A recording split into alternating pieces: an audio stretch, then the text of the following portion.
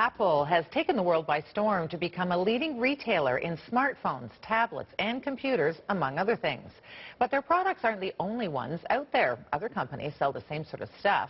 And yet Apple's loyal followers help the company blow away expectations quarter after quarter. So what's at the core of Apple's sales strategy? Carmine Gallo is the author of The Apple Experience.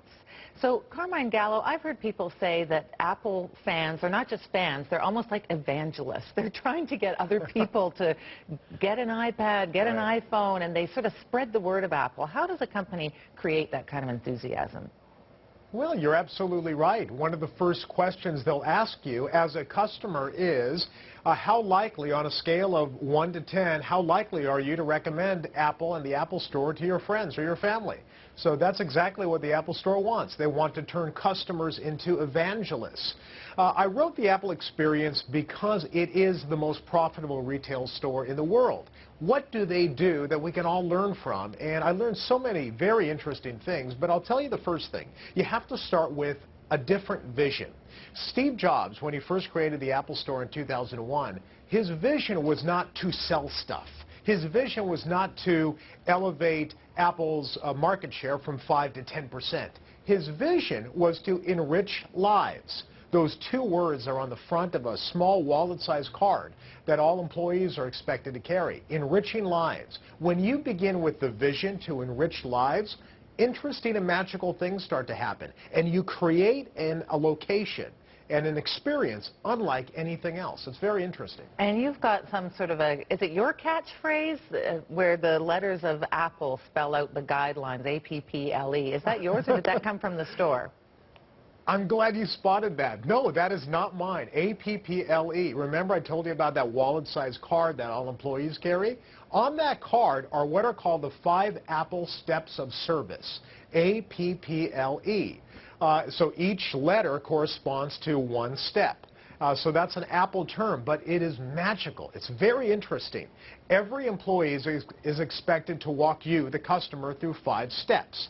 Approach you with a warm welcome, probe politely to understand your needs and ask questions, present a solution for you to take home today, whether or not you buy a product or not, listen for and resolve unexpressed concerns or problems, and end with a fond farewell. So A-P-P-L-E.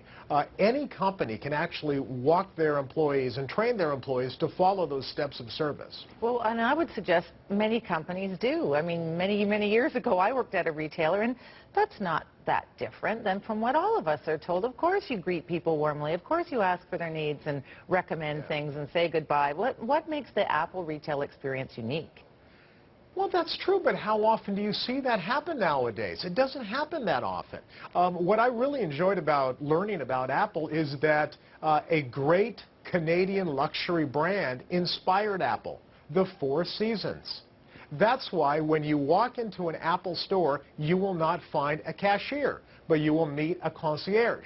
You will find a bar at the back of an Apple store. It doesn't dispense alcohol, it dispenses advice, called the Genius Bar. Guess where Steve Jobs and the executives who were building the Apple Store, guess where they got that from? The Four Seasons. That's interesting. So a lot of it does come back to that great Canadian hospitality. Never had heard that before. That's good to know. But here's another question for you. One of the things that people often comment about, not just Apple, but any great brand, is that it makes some sort of an emotional connection with people. How has Apple specifically created that type of a bond with its customers? I think it started from Steve Jobs' vision to build simple, easy-to-use devices. Jonathan Ive, who's actually the chief designer at Apple, he's still there. He designs all these great products that many of us enjoy and love. He said that as human beings, we crave simplicity. And so they were really the first electronics company where many companies were adding more features and buttons. They were removing things. They were making products that were simpler and more enjoyable for us to use. That's why there's only one button on the front of an iPad. They're simple, they're elegant, they're easy to use products. And of course, before the experience, the product comes first. And you have to have a great product experience to enhance the overall customer experience. So I do believe it starts with the product, and the products are elegant, simple, and easy to use. That's a start. Do you think that companies that are not in the retail sector, are there lessons for them to learn from what Apple does and how they've achieved their success? Absolutely. If it was only applied to retail, I probably would not have written the book. I really wanted something that applied to all businesses, whether they're retail or not.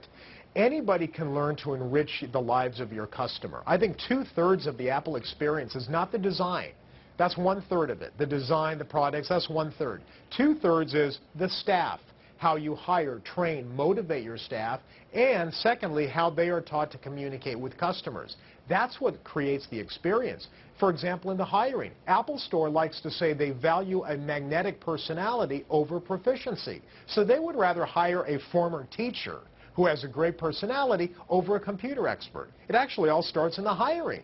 So well before we get to the actual sale of a product, it's who you hire that helps create that magical experience. So that applies to anybody. I just heard from a doctor who is helping to build a new hospital in one of our states here in the U.S., in Texas. He's building a new hospital. He read the Apple experience, and he's trying to apply those lessons to the hospital. If Steve Jobs were to build a hospital, what would that look like?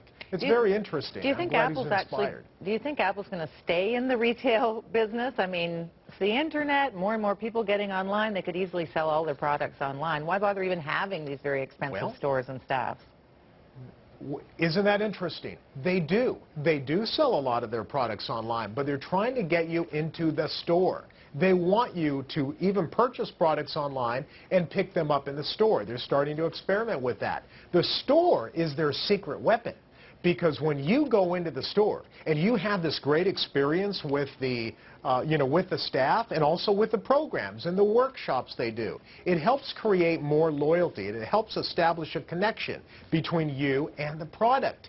Walk into an Apple store. Do this next time. As soon as it opens, walk into an Apple store. You will see that all of the notebook computers are positioned exactly at 90-degree angles all down the table. Why? It's to encourage you to touch the computer, to interact with the computer. It's loaded with videos and apps, and everything is turned on to the internet, so you can sit and play with the devices as long as you want. That's the secret. They know that once you interact with a product, then they've got you. All right. Well, Kamran Gallo, thanks so much for speaking with us. You're welcome. Thank you.